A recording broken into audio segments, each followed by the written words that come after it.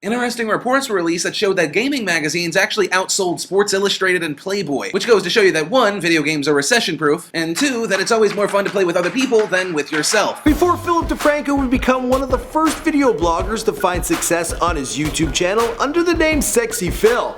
SxePhil, he's not sexy, SxePhil, he's SXE.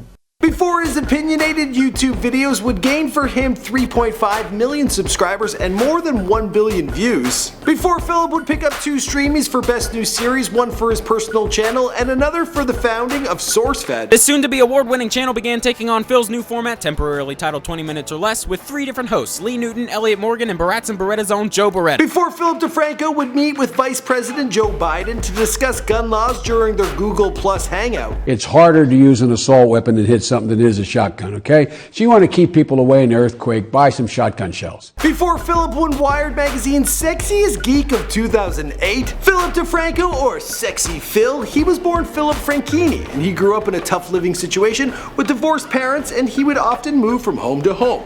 He was also diagnosed early on with a genetic kidney disease. Philip faced many an issue that allowed him to mature much faster than his peers his age.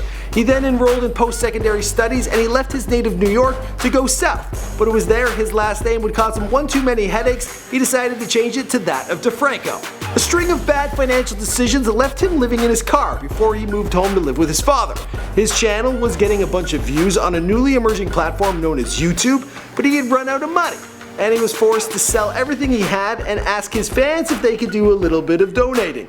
He wouldn't have to do that anymore or for long because, well, YouTube, they gave him $1 million to start a new channel because the guy's a YouTube genius. What's going on, guys? My name is Michael McCrudden and welcome to Before They're Famous, documenting the life and career of Philip DeFranco prior to fame, here for you on Before They're Famous. Now, you guys requested this video, so be sure to let me know in the comments down below who you want to hear about next.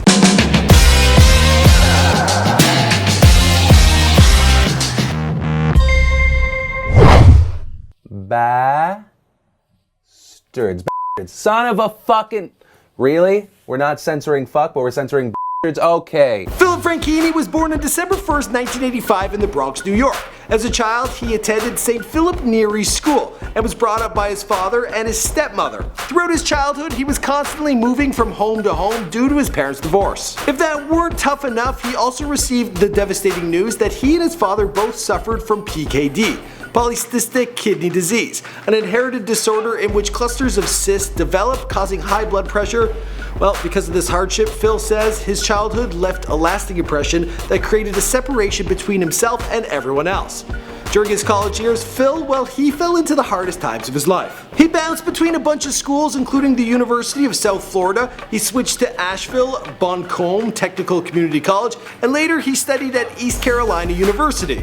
To keep money in his pocket, he would work as a waiter at different restaurants, and sometimes he would work at McDonald's. And when things were better, well, he could work at a family restaurant. It was around this time that Philip decided to change his last name, and for a pretty simple reason. His name is pronounced Franchini, something that was easy to tell by the spelling in New York, where he was surrounded by fellow Italians. But as soon as he moved to the South, people kept butchering his last name. You know, like Franchina or Franchini or Franchino, you know. So he just said, what the hell, I'm gonna make it DeFranco, and everyone gets that.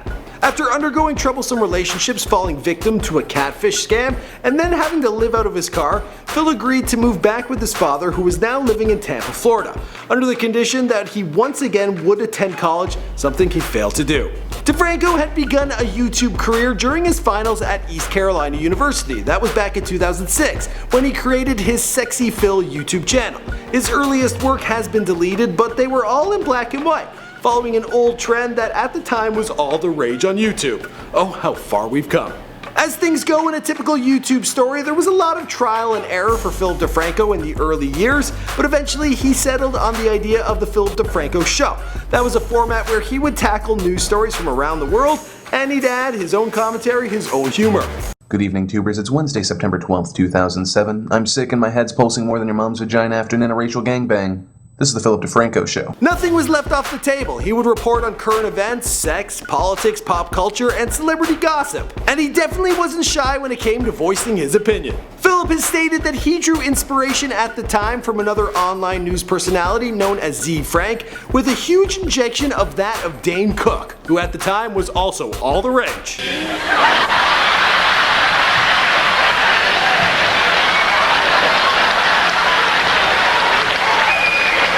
His outspoken nature was unique at a time when bloggers were really keeping it safe. They were worried that they might say the wrong thing and offend maybe even one viewer.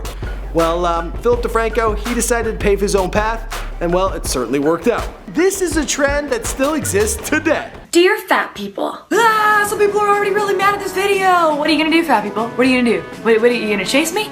In August of 2007, Philip DeFranco conducted an experiment by uploading a video titled Big Boobs and You.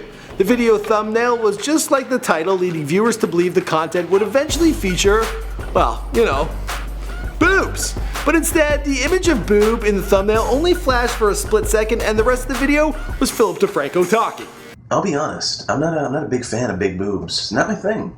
If you can fill a martini glass with one of them, I'll take that straight up, no problem, any day. Now today, this is a widely known technique called clickbait, but for him it was revolutionary. It quickly became his most successful video at the time with 1.8 million views. And from then on out, well, he changed his content to feature more sex and gossip news.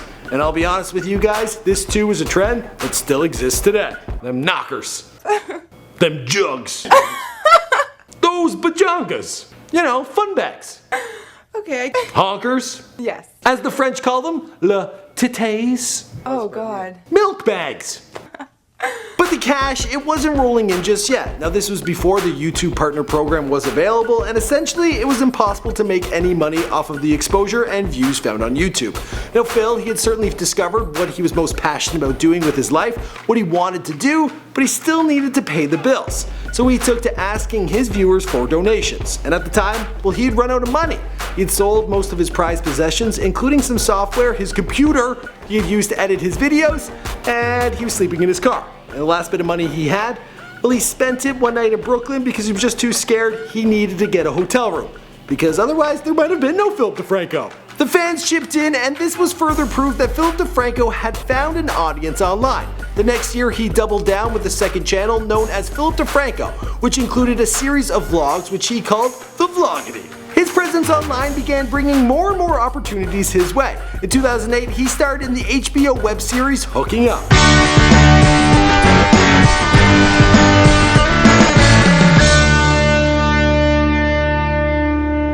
Now getting pretty video savvy, Phil decided to enter a video game creator competition, and his loyal audience cheered him the whole way through. He ended up beating out celebrities like Stan Lee, Katy Perry, Elijah Wood, among others.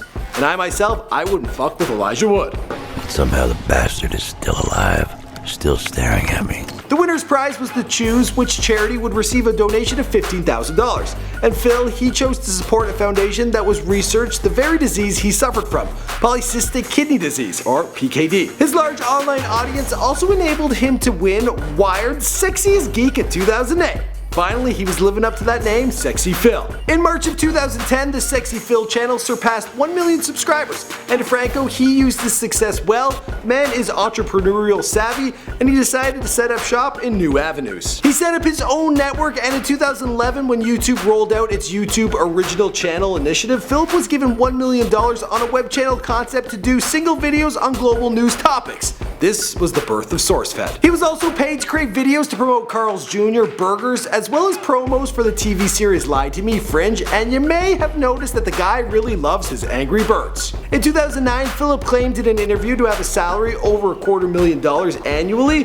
but the man isn't blowing that on strippers and coke. In fact, he was saving most of it or putting it back to his business and living off a salary of $100,000. So good for SxePhil. I would have expected otherwise from that kind of username, but the guy has proved us wrong. And the rest of the story, well, you know the story because this is before they're famous. My name's Michael McCredden and I do all sorts of celebrity bios on here. I've done a whole bunch of YouTubers, like almost 100. Be sure to browse around, there's certainly something for everyone. Let me know in the comments down below who you want me to talk about next. I'll see you guys in another video. And I'm not feeling very sexy myself right now, I'm actually sweating buckets. Alright.